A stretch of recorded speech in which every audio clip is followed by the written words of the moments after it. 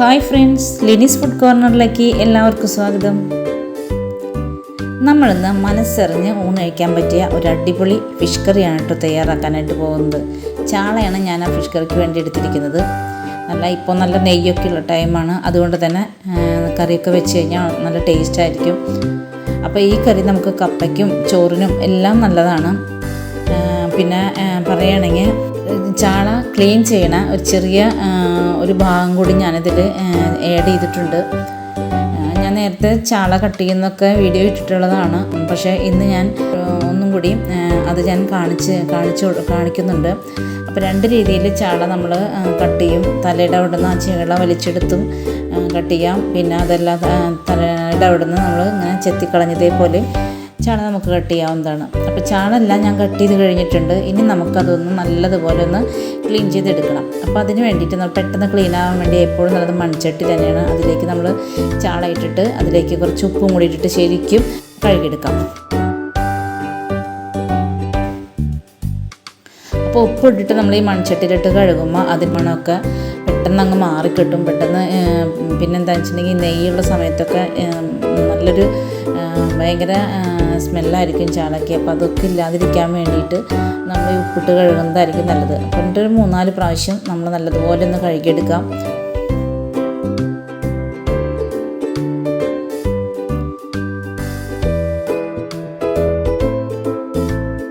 വളരെ നന്നായിട്ട് തന്നെ ചാള ക്ലീൻ ആയിട്ടുണ്ട്. ഇനി നമുക്ക് നമ്മൾ കറി വയ്ക്കുമ്പോൾ ആ ഉപ്പും പുളിയൊക്കെ ശരിക്കും ചാളയിലേക്ക് പിടിക്കാൻ വേണ്ടിയിട്ട് ഇതേപോലെ ഒന്ന് വരഞ്ഞു കൊടുക്കുക. അപ്പോൾ എന്താണെന്ന് വെച്ചിട്ടുണ്ടെങ്കിൽ ഈ നെയ്യുള്ള സമയത്ത് ഉപ്പുമുളകൊക്കെ ശരിക്കും പിടിക്കാനായിട്ട് കുറച്ച് ബുദ്ധിമുട്ടായിരിക്കും. അപ്പോൾ അതുകൊണ്ടാണ് നമ്മളിതുപോലെ വരഞ്ഞ് ചാള കറി വയ്ക്കുന്നത്.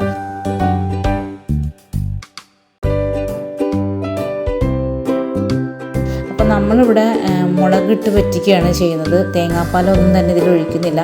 അതിൽ ഒത്തിരി ഗ്രേവി ഒന്നും ഉണ്ടാവില്ല. നല്ല കുറുകിയിരിക്കുന്ന ആ ഒരു പരുവുണ്ടല്ലോ, അതേ രീതിയിലാണ് നമ്മളിന്ന് ചാള കറി വയ്ക്കാനായിട്ട് പോകുന്നത്. അപ്പോൾ അതിന് വേണ്ടിയിട്ട് നമുക്ക് ഇതിലേക്ക് ആവശ്യമുള്ള കുറച്ച് സാധനങ്ങൾ എടുക്കാം. കുറച്ച് വെളുത്തുള്ളി, പിന്നെ കുറച്ച് ഇഞ്ചി, ചെറിയ ഉള്ളി, ഇതെല്ലാം കൂടി ഒന്ന് നല്ലതുപോലെ ഒന്ന് ചതച്ചെടുക്കാം.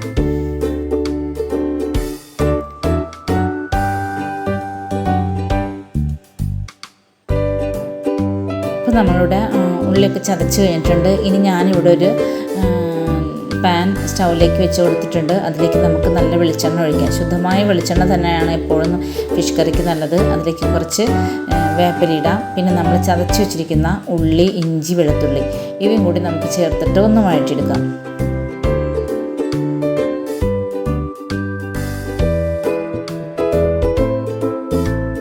സാധാരണ നമ്മൾ തേങ്ങാപ്പാലൊക്കെ ഒഴിച്ച് വയ്ക്കുന്ന കറിയേക്കാളും കുറച്ചും കൂടി നമ്മൾ മൊരിയിച്ചെടുക്കണം. ഈ കുടംപുളി ഇട്ട് പറ്റിക്കണം കേട്ടോ. ഇതിൽ ഞാൻ 2 പച്ചമുളകും കൂടി ഇട്ട് കൊടുത്തിട്ടുണ്ട്.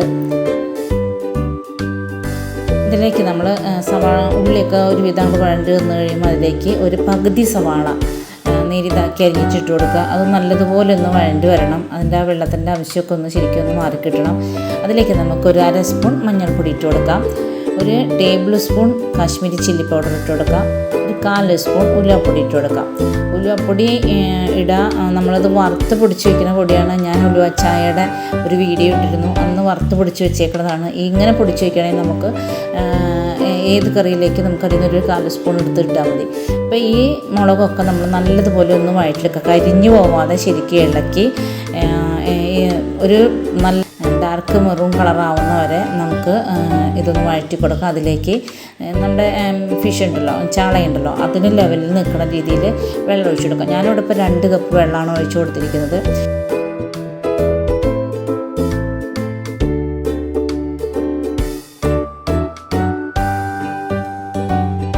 ഇതിലേക്ക് നമ്മൾ കുടംപുളി ഇട്ട് കൊടുത്തിട്ടുണ്ട്.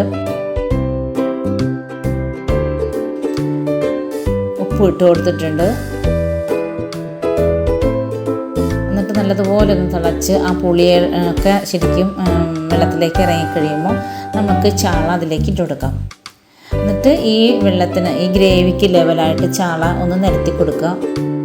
ചാളയുടെയൊക്കെ മേലെ ഈ ഗ്രേവി വരുന്ന രീതിയിൽ ഒന്ന് ആക്കി കൊടുത്തതിന് ശേഷം നമുക്കിതൊന്ന് മൂടി വെച്ചിട്ട് ഒരു 15 മിനിറ്റ് ആ ആദ്യം നമ്മൾ ഫുൾ ഫ്ലെയിമിൽ ഇട്ടിട്ട് ഒന്ന് തിളച്ച് വന്നു കഴിയുമ്പോൾ നമ്മളത് മീഡിയത്തിലേക്ക് ആക്കി കൊടുക്കാം.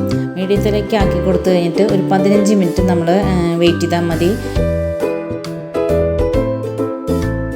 15 മിനിറ്റ് ആയി കഴിയുമ്പോൾ നമുക്ക് അതിലേക്ക് കുറച്ച് ഉള്ളി ഒന്ന് താളിച്ചിടുക. ഒത്തിരി ഗ്രേവി ഇതിന് വേണ്ട. ഇങ്ങനെ വെക്കുന്ന കറിക്ക് ഗ്രേവി കുറവേ ഉണ്ടാവുള്ളൂ. പക്ഷേ ഒരല്പം ഗ്രേവി മതി, നമുക്ക് നന്നായി ഊണ് കഴിക്കാനായിട്ട് പറ്റും. ഇനി ഇതിലേക്ക് നമ്മൾ വേപ്പില താളിച്ചപ്പോൾ ഒന്നും ഇട്ടിട്ടില്ല. കാരണം ഇനി നമ്മൾ ലാസ്റ്റാണ് ഇതിലേക്ക് വേപ്പില ഇടുന്നത്. ഒരു 2 കതിര് വേപ്പില ഇതിന് മേലെ വെച്ചിട്ട് നമുക്ക് ഒന്ന് കവർ ചെയ്തിട്ട് ഒരു 5 മിനിറ്റ് കഴിഞ്ഞിട്ട് നമുക്കിത് എടുത്തിട്ട് സെർവ് ചെയ്യാവുന്നതാണ്. ഇപ്പം നമുക്ക് നല്ല അടിപൊളി കുടംപുളി ഇട്ട് വെറ്റിച്ച നല്ല ചാളക്കറി കിട്ടിയിട്ടുണ്ട്. ചോറുണ്ണാൻ നല്ല ടേസ്റ്റാണ്.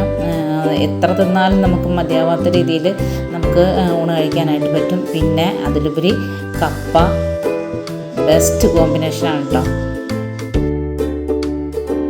അപ്പം ഞാൻ എന്നും പറയാറുള്ള പോലെ തന്നെ നമ്മുടെ വീഡിയോ ലൈക്ക് ചെയ്യാനും ഷെയർ ചെയ്യാനും സബ്സ്ക്രൈബ് ചെയ്യാനൊന്നും മറന്നു പോവല്ലേ. Thank you.